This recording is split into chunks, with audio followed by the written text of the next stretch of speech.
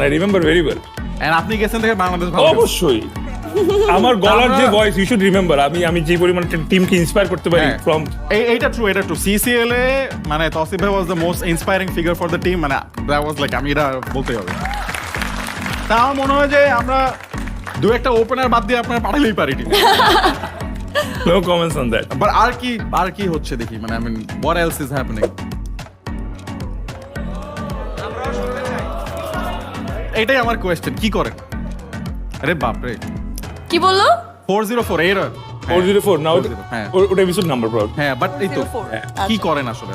না কি করি, আগে তো কিছু বলতাম না, চুপচাপ শুনতাম, ঘোরাতাম। আর এখন কি ওয়েট ঘোরাতাম। এখন না, না, থেকে আগে নরমালি কি হতো যে একটা ছেলে স্কুলে কলেজে থাকতে ভালো লাগে, এই ভালো লাগা এই কথাটা বলতে অনেক সময় লাগাতো।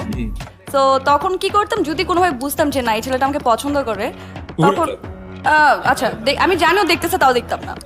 ও তারপরে যদি বলতে আসো কিছু তখনও বলতাম না, এরকম করে থাকতাম। তো এভাবে ঘুরতে থাকতো কথা বলার জন্য। আর এখন প্রেম প্রস্তাব এখন তো সবাই ওপেনলি বলতে পারে এবং আমি সবাইকে বলি আই লাভ ইউ টু।